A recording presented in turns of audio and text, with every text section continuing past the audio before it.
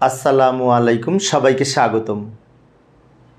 প্রিয় শিক্ষার্থী বন্ধুরা, আজকে আমি হিসাব বিজ্ঞান প্রথম পত্রের যে অষ্টম অধ্যায়ে দৃশ্যমান ও অদৃশ্যমান সম্পদের হিসাব সংক্রান্ত এই সরল রৈখিক পদ্ধতিতে কিভাবে অবচয় নির্ণয় করা যায় সেই সম্পর্কে একটি সৃজনশীল প্রশ্ন উদাহরণ সহ আলোচনা করার চেষ্টা করব।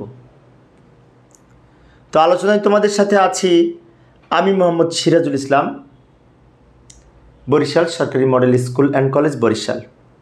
চলো শুরু করা যাক। তো প্রিয় শিক্ষার্থী বন্ধুরা, এই যে প্রশ্নটি তোমাদের সামনে আমি উপস্থাপন করেছি, এখানে একটি উদ্দীপক আছে এবং এই উদ্দীপকের আলোকে ক নাম্বারে বলেছে মেশিনটির অবচয় যোগ্য মূল্য নির্ণয় করো। তো মেশিনের অবচয় যোগ্য মূল্য বলতে বোঝায় এই যে আমরা যত টাকায় মেশিনটি কিনেছি তার সাথে আরও যে সমস্ত আনুষঙ্গিক খরচ হয়েছে ওইগুলো যোগ করে এই ভগ্নাবশেষ মূল্য বিয়োগ করতে হবে। এখন আর বার্ষিক সরলরৈখিক হারে অবচয় ধার্য করতে হবে। এখানে পার্সেন্টেজ দেয়া আছে সরলরৈখিক হারে। তো যেহেতু পার্সেন্টেজ দেয়া আছে, পূর্বে আমরা যখন অবচয় ধার্য করেছি তখন তো ওই পার্সেন্টেজ ছিল না, আয়ুষ্কাল ছিল। কিন্তু এই অঙ্কে কিন্তু আয়ুষ্কালও আছে আবার পার্সেন্টেজও আছে, আয়ুষ্কালও আছে আবার পার্সেন্টেজও আছে। তো পার্সেন্টেজ যদি থাকে পার্সেন্টেজ ধরেই করব আমরা, তাহলে সহজ হবে। তো যাই ক নাম্বারের সমাধানের চেষ্টা করি। ক নাম্বারে এই যে অবচয় যোগ্য মূল্য নির্ধারণের জন্য এইভাবে আমরা ছক অঙ্কন করতে পারি। এই নিচের অংশটুকু উত্তর আর উপরেটা হচ্ছে উদ্দীপকের অংশ, আমি নিয়ে এসে রেখেছি, এটা দেখে দেখে যাতে করতে পারি। তো প্রথমে মেশিনটি কয় টাকায় কিনেছিল সেটি লিখব। এই যে মেশিনের ক্রয় মূল্য 3,20,000 টাকা লিখব, প্রথম ঘরে লিখতে পারি। এর সাথে যোগ করব মেশিনের সাথে আরও যে খরচগুলি রয়েছে, যেমন এই যে পরিবহন খরচ হয়েছে 30,000 টাকা, সংস্থাপন ব্যয় রয়েছে 50,000 50,000 টাকা, ওই দুটো যোগ করব। তারপরে মেশিনের মোট মূল্য হবে, সেই মোট মূল্য থেকে এই যে ভগ্নাবশেষ মূল্য বিয়োগ হবে। তো লক্ষ্য করি, পরিবহন খরচ লিখব, লিখে এই 30,000 টাকা লিখলাম। সংস্থাপন ব্যয় 50,000 টাকা লিখব। এবার এই তিনটা যোগ করব, যোগ করে যে টাকাটি হবে 4 লক্ষ টাকা, এটা মোট মূল্য। এখান থেকে ভগ্নাবশেষ মূল্য বিয়োগ করব। তো ভগ্নাবশেষ মূল্য এই অঙ্কে সরাসরি ভগ্নাবশেষ নামে দেয়া নেই, একটু অন্য নামে দেওয়া আছে। কীভাবে দেওয়া আছে এই যে লক্ষ্য করি, বছর শেষে এটি মানে 5 বছর শেষে, 5 বছর মেয়াদ না, 5 বছর শেষে মেশিনটি 20,000 টাকায় বিক্রয় করা যাবে বলে প্রতীয়মান হয়। তাহলে এই যে বিক্রয় করা যাবে বলে প্রতীয়মান হয়, এটাই ভগ্নাবশেষ মূল্য। তো ওই ভগ্নাবশেষ মূল্যটা আমরা এখানে লিখব এবং এটার সাথে এটা বিয়োগ করব, যেহেতু বাদ লিখেছি এখানে একটি দাগ দিব। 4 লক্ষ থেকে 20,000 বিয়োগ করে হবে 3,80,000 টাকা এবং এইটাই হবে এই অবচয় যোগ্য মূল্য, যার নিচে ডাবল দাগ দিলে আমাদের এই অঙ্কটি সম্পূর্ণ হবে। অর্থাৎ অবচয় যোগ্য মূল্য নির্ণয় করব মেশিনের ক্রয় মূল্য এবং মেশিনের সাথে আরও যে খরচগুলো রয়েছে সেগুলো যোগ করব, যোগ করে মোট মূল্য পাবো মেশিনের। সেখান থেকে এই ভগ্নাবশেষ মূল্য বাদ দিয়ে যেটি থাকবে সেটাকেই বলা হয় অবচয় যোগ্য মূল্য। তো এটা এইভাবে ক নাম্বারের উত্তর লিখতে পারি। এখন তোমাদের প্রশ্ন হতে পারে এটার নাম অবচয় যোগ্য মূল্য হলো কেন, তাই না? কারণ আমরা যখন সরলরৈখিক পদ্ধতিতে অবচয় ধার্য করব তখন কিন্তু এই 3,80,000 টাকার উপরে অবচয় ধরতে হবে। এইভাবে ক নাম্বারের উত্তর লিখতে পারি। তো আবার আমরা উদ্দীপকে ফিরে যাব। খ নাম্বারে কি বলেছে? খ নাম্বারে বলেছে 2020 এবং 21 সালের জাবেদা দাখিলা দেখাও। তো জাবেদা করার জন্য আমরা পরের স্লাইডে যাই, এই তথ্য দিকে জাবেদা করব। এখানে তো জায়গা হবে এই যে এইখানে জাবেদার ছক এইভাবে অঙ্কন করব। জাবেদার ছক তো আমরা অঙ্কন করতে পারি, তাই। তো এবার এই ছকে আমরা জাবেদা করব। তো জাবেদা করার সময় এই যে 2020 সালের জানুয়ারি 1 তারিখে আবির অ্যান্ড সন্স 3,20,000 টাকায় মেশিন ক্রয় করেছে এবং মেশিনটির পরিবহন খরচ 30,000 টাকা ও সংস্থাপন ব্যয় 50,000 টাকা। এই সবগুলোই কিন্তু মেশিনের জন্য খরচ হয়েছে। সেই জন্য 3,20,000, 30,000 এবং এই 50,000, এই তিনটা যোগ করে একবারে জাবেদা করব। তিনটা যোগ করে 4 লক্ষ হবে। সেই 4 লক্ষ মোট মেশিনের মূল্য। এই মোট মেশিনের মূল্য নিয়ে প্রথম জাবেদা করব, 2020 তারিখের ঘরে লিখব এবং জানুয়ারি 1, এই যে মোট মেশিনের মূল্য হলো, তিনটা আইটেম যোগ করে মেশিনের জন্য যা খরচ হয়েছে সবগুলো যোগ করে 4 লক্ষ টাকা। এই 4 লক্ষ টাকা নিয়ে জাবেদা করব। মেশিন হিসাব ডেবিট আর নগদান হিসাব ক্রেডিট। ইচ্ছে করলে আমরা ব্যাংক হিসাবও ক্রেডিট করতে পারতাম, কিন্তু নগদান হিসাব ক্রেডিট করা যাবে। টাকা লিখব কত? টাকা লিখব এই 3টা টাকা যোগ করে, মেশিন কিনতে যত টাকা খরচ হয়েছে এর পরিবহন খরচ, সংস্থাপন খরচ সব যোগ করে 4 লক্ষ টাকা হবে। 4 লক্ষ টাকা। ব্যাখ্যা যেহেতু প্রয়োজন নাই বলেছে, ব্যাখ্যা লিখলাম না। এবার পরের 2টা জাবেদা আরও হবে। এই 2020 সালে আরও 2টা জাবেদা হবে। একটি হচ্ছে এই অবচয় ধার্য নিয়ে, আরেকটা হচ্ছে অবচয় আয় বিবরণীতে স্থানান্তর সংক্রান্ত, এবং এটা হবে ডিসেম্বর 31 তারিখ দিয়ে। অবচয় কত হবে? অবচয় হবে এই যাবে, এখানে রাফ করে রেখেছি, উত্তর কিন্তু নিচের অংশটুকু, আর উপরের অংশটা হচ্ছে কিছু উদ্দীপকের অংশ আর কিছু এখানে গণনা কার্য করেছি। এটা রাফ উপরের অংশটুকু, এটা যদি দেখে দেখে আমরা করতে পারি সেজন্য হেল্প নেওয়ার জন্য উপরের অংশটা নিয়ে এসেছি। সমাধান কিন্তু নিচের অংশটুকু। তো এই যে এখানে বার্ষিক অবচয়টা আমি নির্ণয় করে দেখিয়ে দিয়েছি কিভাবে। 3,80,000 ইন্টু 20%। তো আমরা ক্যালকুলেটারে হিসেব করি। এই যে 3,80,000 ইন্টু 20%, এই যে 76,000 টাকা। এই 76,000 টাকা, এই 76,000 টাকা, এটা হচ্ছে অবচয়, বার্ষিক অবচয়। তো আমরা জানি যে সরল রৈখিক পদ্ধতিতে প্রতি বছরের অবচয় সমান থাকে, ইকুয়াল হয়। সেজন্য এই 76,000 টাকা যে অবচয়, ওইটা নিয়ে আমরা 2 বছরের জাবেদা করব। একটা হচ্ছে 2020 সালের, এখানে 2টা জাবেদা করব অবচয় সংক্রান্ত, আবার 2021 সালেরও 2টা জাবেদা করব অবচয় সংক্রান্ত। তো প্রথম জাবেদাটি হবে অবচয় সংক্রান্ত, অবচয় খরচ ডেবিট আর পুঞ্জীভূত অবচয় ক্রেডিট। অবচয়ের জাবেদা আমরা সবাই পারি, ফিক্সড অবচয়ের জাবেদা একটি, সেটা হচ্ছে অবচয় খরচ ডেবিট, পুঞ্জীভূত অবচয় ক্রেডিট। সেই জাবেদাটাই লিখব। আমরা ইচ্ছে করলে এখানে লিখতে পারতাম অবচয় খরচ মেশিন হিসাব ডেবিট, পুঞ্জীভূত অবচয় মেশিন হিসাব ক্রেডিট। পাশে মেশিন কথাটা লিখতে পারতাম যেহেতু মেশিনের অবচয়, কিন্তু আমাদের এখানে জায়গা কম সেজন্য আমি লিখতে পারি নাই, আবার না লিখলেও হবে।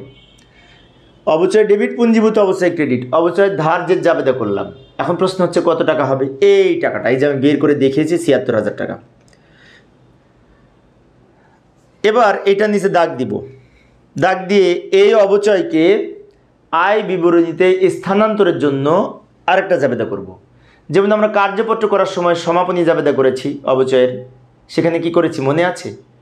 আয় বিবরণী ডেবিট দিকে কার্যপত্রে অবচয় লিখতাম, সেই জন্য আমরা জাবেদা করতাম আয় বিবরণী ডেবিট আর এই অবচয় খরচ ক্রেডিট। অর্থাৎ অবচয় খরচকে হিসাবকাল শেষে বন্ধ করতে হবে, ক্লোজ করতে হবে। সেজন্য অবচয় এখানে ডেবিট ছিল, এটা ক্রেডিট হবে। ক্রেডিট হলে এটা লিখবো কোথায়? আয় বিবরণীর ব্যয়ের মধ্যে লিখব, আয় বিবরণীর ব্যয়ের মধ্যে লিখব, পরিচালন ব্যয়ের মধ্যে, অথবা বলতে পারি আয় বিবরণীর ডেবিট দিকে লিখব। কার্যপত্রে আমরা দেখেছি, সেজন্য আয় বিবরণী হিসাব ডেবিট হবে। টাকা হবে এই টাকাটা, 76,000 টাকায় হবে, সেম টাকা। তো এই হলো আমাদের 2020 সালের জাবেদা। আমরা প্রশ্নে দেখেছি 2টা বছরের জাবেদা করতে বলেছে, 2020 আর 2021। তাহলে 2021 সালেরও জাবেদা করব। তো এখন একটা বিষয় হচ্ছে 2021 সালে 3টা জাবেদা হবে না, 2021 সালে জাবেদা হবে খালি অবচয়ের এই 2টা। প্রথম জাবেদাটা হবে না, কারণ 2021 সালে তো আর মেশিন কেনে নাই, মেশিনে একবারই কিনেছে, সেজন্য আমরা একবার জাবেদা করেছি। তাই 2021 সালে যে এই 2টা জাবেদা করব, অবচয় ধার্য করব এই জাবেদা করার মাধ্যমে, এবং অবচয়কে আয় বিবরণীতে স্থানান্তর করব এই নিচের জাবেদা করার মাধ্যমে। তাহলে আমরা যাই, এখানে তো জায়গা নাই, আমি পরের স্লাইডে যাচ্ছি পরের আরও 2টা জাবেদা করার জন্য। এই টাকা সেম সব কিছু থাকবে। এই যে আবার এখানে আমি ছক অঙ্কন করলাম, উপরের এই উদ্দীপকের অংশ থাকলেও হবে না থাকলেও হবে, সমস্যা নেই। এখানে আমরা জাবেদা লিখব এই 2021 ডিসেম্বর 31, ওই অবচয় খরচ ডেবিট, পুঞ্জীভূত অবচয় ক্রেডিট, সেম জাবেদা 2020 সালে যেভাবে করেছি, খালি এখানে সালটা চেঞ্জ হবে। টাকা লিখব 76,000 টাকা, কিছুক্ষণ আগে যেটা লিখেছি। আবার এই অবস্থায়কে আয় বিবরণীতে স্থানান্তর করব 2020 সালে যেভাবে করেছি, তার জন্য ডিসেম্বর 31 তারিখ দিয়ে আয় বিবরণী ডেবিট লিখব, কারণ আয় বিবরণীর ডেবিট দিকে অবচয়ের টাকাটা লিখতে হয়, সেজন্য আয় বিবরণী হিসাব ডেবিট আর অবচয় খরচ হিসাব ক্রেডিট হবে। এই সেম টাকা হবে, এইভাবে আমরা জাবেদা করতে পারি। তো আমি 2টা ছকে 2টা জাবেদা দেখিয়েছি, তোমরা একটা ছকের মধ্যেই সব টোটাল জাবেদাটি করবে, 5টি জাবেদা। 2020 সালে 3টা জাবেদা, 2021 সালে 2টা, মোট 5টা জাবেদা এক পেজে করবে।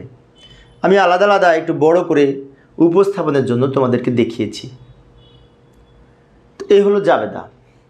খ নাম্বার শেষে আবার আমরা গ নাম্বারের জন্য উদ্দীপকে ফিরে এলাম। গ নাম্বারে বলেছে 2020 এবং 21 সালের জন্য মেশিন হিসাব এবং অবশ্যই খরচ হিসাব প্রস্তুত করো। মেশিন হিসাব এবং অবশ্যই খরচ নামে 2টা খতিয়ান করব। মেশিন হিসাব নামে একটা খতিয়ান করব, আর এই অবশ্যই খরচ হিসাব নামে একটি খতিয়ান করব। হিসাব মানেই কিন্তু খতিয়ান, বিষয়টি খেয়াল রাখবে। এখানে বলেনি কিন্তু খতিয়ান করতে, কিন্তু আমাদের বুঝে নিতে হবে মেশিন হিসাব প্রস্তুত করতে বলেছে, অবশ্যই খরচ হিসাব প্রস্তুত করতে বলেছে। আর হিসাব প্রস্তুত করতে বললে সেটি খতিয়ান হিসেবে গণ্য হয়। তো এই খতিয়ান আমরা ইচ্ছে করলে টি ছকে করতে পারি, আবার চলমান জের ছকেও করতে পারি। চলমান তাহলে যাই আমরা এখন মেশিন হিসাব প্রস্তুত করি। তো মেশিন হিসাব প্রস্তুত করার জন্য ওই জাবেদাটির উপরে নিয়ে এসে রাখলাম। একটা জাবেদা নিয়ে এসে রেখেছি। আমরা তো মোট 5টা জাবেদা করেছি না, তার মধ্যে খালি প্রথম জাবেদায় 2020 সালের যে প্রথম জাবেদাটি করেছিলাম সেটার সাথে মেশিন হিসাব সম্পর্কিত, তাই ওইটা আমি উপরে নিয়ে এসে রাখলাম যাতে এই জাবেদা দেখে আমরা এই মেশিন হিসাব প্রস্তুত করতে পারি। আমাদের অঙ্কের উত্তর কিন্তু নিচের অংশটুকু, উপরের অংশটা কিন্তু অঙ্কের উত্তর না, রাফ। যেহেতু পূর্বের পৃষ্ঠায় জাবেদা করা আছে, সেই জাবেদা এখন তো আমরা ফিরে যে দেখা মুশকিল, সেজন্য আমি উপরে প্রথম জাবেদাটা লিখে রাখলাম। এই একটা জাবেদায় মেশিন হিসাবের সাথে সম্পর্কিত। আর তোমরা ওই 5টা জাবেদা একটু খুঁজে দেখবে, ওখানে কিন্তু মেশিন হিসাব আর কোথাও ছিল না। তাহলে এই জাবেদা দেখে আমরা মেশিন হিসাব প্রস্তুত করি। কিভাবে করব? প্রথমে জাবেদারে কী লেখা আছে দেখি। মেশিন হিসাব ডেবিট 4 লক্ষ টাকা, আর নগদান হিসাব ক্রেডিট। তাহলে মেশিন হিসাব যেহেতু প্রস্তুত করছি, তো মেশিন হিসাব এখানে লেখা যাবে না, উল্টা নামটা লিখতে হবে। এই তারিখ লিখব 2020 জানুয়ারি 1, নগদান হিসাব লিখব।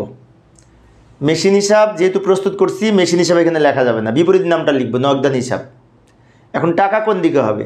টাকা লেখার সময় যে হিসাব প্রস্তুত করছি সেই হিসাবের কোন দিকে টাকা আছে? মেশিন হিসাব প্রস্তুত করতেছি, তো মেশিন হিসাবের ডেবিট দিকে টাকা আছে, ডেবিট দিকে। তাহলে এই টাকাটা ডেবিট দিকে লিখব। ডেবিট দিকে লিখে এই 4 লাখ টাকা আবার ব্যালেন্সের ঘরে, এই জেরের ঘরে চলে যাবে ডেবিট দিকে। ডেবিট থাকলে ডেবিটে যাবে, ক্রেডিটে থাকলে ক্রেডিটে যাবে। এবার আমরা কি করব? 2021 সাল পর্যন্ত করতে বলেছে 2 বছর, তো 2021 ডিসেম্বর 31 তারিখ লিখব। লেখার পরে এইখানে আমাদের 2021 সালে কিন্তু মেশিন আর কেনে নাই, সেজন্য এইখানে আমরা নগদান অথবা অন্য কিছু লিখব না। তাহলে কি লিখব? নিয়ম রক্ষার্থে 2021 সালে 2020 সালে যে মেশিন ছিল সেটা তো থেকে যাবে, থাকবে না। সেজন্য ব্যালেন্স বলে এই 4 লক্ষ টাকায় জেরের ঘরে লিখে দেব। এখানে কিন্তু লিখব না, কারণ এখানে লিখলেই তো আবার এর সাথে যোগ করতে হবে নিয়ম অনুযায়ী খতিয়ানের। সেই জন্য 2020 সালে যে মেশিনটা ছিল, যেহেতু এটি স্থায়ী সম্পদ মেশিন হিসাব, সেটা তো আর ভ্যানিশ হয়ে যাবে না, ওটা তো থাকবে। 2021-এও কিন্তু থাকবে মেশিনটি নিয়ম অনুযায়ী। যেহেতু থাকবে সেজন্য ব্যালেন্স বলে আমরা ওই টাকাটা নিচে নামাই দিব। যদি আরও 1 বছর করতে বলতো তাহলে আবার 2022 সাল ব্যালেন্স বলে এখানে লিখতাম টাকাটা ব্যালেন্সে, মানে জের হিসাবে থেকে যেত। তো মেশিন হিসাব অনেক সহজ, এইভাবে করতে পারি। এই জাবেদা দেখে আমরা করলাম। উত্তরে কিন্তু নিচের অংশটুকু, বারবার বলছি, উপরের এই জাবেদাটা কিন্তু উত্তরের অংশ না, এই বিশেষ করে গয়ের, ওটা পূর্ব থেকে আমি নিয়ে এসে এখান থেকে লিখে রেখেছি। তো আমাদের গ নাম্বারে কিন্তু আরেকটা হিসাব করতে বলেছে, অবচয় হিসাব বা অবচয় খরচ হিসাব, তো সেটাও প্রস্তুত করব। তো অবচয় খরচ হিসাব প্রস্তুত করার জন্য অবচয় খরচের সাথে যুক্ত যে জাবেদা ছিল সেই জাবেদাটা উপরে লিখে রাখলাম। এটাও কিন্তু রাফ, উত্তরের অংশ নিচেরটা, এই যে অবচয় খরচ হিসাব, এটা হচ্ছে উত্তর সমাধান অবচয় খরচ হিসাবের। কিন্তু এটা কিসের জন্য লিখলাম? এই জাবেদা দেখে অবচয় হিসাবটা করব, সেই জন্য। তো প্রথমে লিখব 2020 ডিসেম্বর 31। তারিখ লেখার বিষয়ে একটা কথা বলি। এখানে শুধুমাত্র আমরা যখন মেশিন হিসাব প্রস্তুত করব তখন একবার ওই ব্যালেন্স, আমরা যখন মেশিন হিসাবে ডেবিটে টাকা লিখব তখন খালি ওই জানুয়ারি 1 অথবা যে তারিখে মেশিনটা কিনবো সেই তারিখে জাবেদা হবে। বাট এই যে অবচয় খরচ হিসাব যখন প্রস্তুত করব, তারপরে আমাদের পঞ্জীভূত অবচয় হিসাব প্রস্তুত করতে বলতে পারেই তো বলতে, এখানে হয়তো বলেনি। এই সমস্ত খতিয়ানে শেষ তারিখে লিখতে হবে, শেষ তারিখ। এই অঙ্কটা ডিসেম্বর ফাইনাল, সেজন্য লিখলাম ডিসেম্বর 31। এবার এই জাবেদা থেকে অবশ্যই খরচ হিসাবটা তৈরি করব। প্রতি বছরে অবশ্যের জন্য আমরা 2টা করে জাবেদা করেছিলাম। এই যে প্রথমে লিখেছিলাম অবশ্যই খরচ ডেবিট, পুঞ্জীভূত অবশ্যই ক্রেডিট। পরেরটা কি লিখেছিলাম, আয় বিবরণী ডেবিট অবশ্যই ক্রেডিট, এইভাবে তো লিখেছিলাম, নিশ্চয়ই মনে আছে। তো তাহলে এই জাবেদার মধ্যে দুই জায়গায় কিন্তু অবশ্যই খরচ আছে প্রতি বছর, একবার ডেবিটে আছে একবার ক্রেডিটে আছে। সেজন্য যখন অবশ্যই ডেবিটে টাকা লিখব তখন নাম লিখব এই পুঞ্জীভূত অবচয়, কারণ জাবেদা হচ্ছে অবচয় খরচ ডেবিট, পুঞ্জীভূত অবচয় ক্রেডিট। তো অবশ্যই খরচের ডেবিট দিকে টাকা লিখব, নাম লিখব এই পুঞ্জীভূত অবচয়, লিখে ডেবিট অবশ্যই খরচ যেহেতু ডেবিট সেজন্য অবশ্যই খরচের ডেবিট দিকে টাকা লিখব, এবং এই ডেবিট দিকে টাকাটা জের হিসেবে ডেবিট দিকে চলে যাবে। আবার ডিসেম্বর 31 তারিখ দিয়ে আরেকটা অবশ্যের জাবেদা ছিল, এই যে আয় বিবরণী ডেবিট অবশ্যই খরচ ক্রেডিট। তো এখানে অবশ্যই খরচ যেহেতু ক্রেডিট, অবশ্যই খরচের ক্রেডিট দিকে টাকা লিখব, ক্রেডিট দিকে নাম লিখব এই আয় বিবরণী, ডেবিটের নামটা লিখব আর অবশ্যই খরচের ক্রেডিট দিকে টাকা লিখব।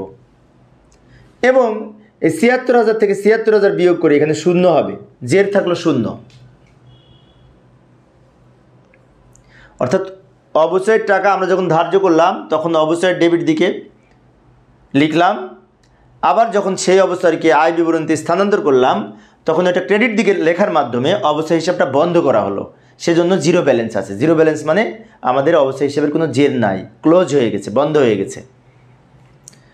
এইভাবে আবার 2021 সালেরটাও করব, ডিসেম্বর 31 তারিখ দিয়ে। 2021 সালের ডিসেম্বর 31 তারিখে কী ছিল, ওই জাবেদা অবশ্যই খরচের ডেবিট দিকে টাকা লিখব, নাম লিখব পুঞ্জীভূত অবশ্যই, ডেবিট দিকে টাকা লিখব ৭৬,০০০, এটা ডেবিটে চলে যাবে। আবার ওই আয় বিবরণী বলে লিখব পূর্বের মতো, এই ৭৬,০০০ ক্রেডিটে চলে যাবে, এটা থেকে এটা বিয়োগ করে আবার জিরো হবে পূর্বের মতো। অর্থাৎ প্রতি বছরের জন্য দুইটা জাবেদা থেকেই দুইটা করে আসবে, এবং অবশ্যই খরচ সবসময় জিরো ব্যালেন্স প্রকাশ করবে, বিষয়টি খেয়াল রাখবো। একবার ডেবিটে লিখব, পরে ডেবিট থেকে ক্রেডিট বিয়োগ করে জিরো, ডেবিটে লিখব, পরে এই ডেবিট থেকে আবার ক্রেডিট দিকে লিখে জিরো হয়ে যাবে সব সময়। এইভাবে আমরা অবশ্যই খরচ হিসাব এবং মেশিন হিসাব প্রস্তুত করতে পারি। তো প্রিয় শিক্ষার্থী বন্ধুরা, এই ছিল আমার আজকের আলোচনার বিষয়। আমি একটা একটা করে অঙ্ক আলোচনা করার চেষ্টা করি যাতে তোমরা ভালো মতো বুঝতে পারো। তো আজকে এই পর্যন্ত, পরিশেষে সবাই ভালো থাকবে এবং সুস্থ থাকবে এই কামনায় খোদা হাফেজ।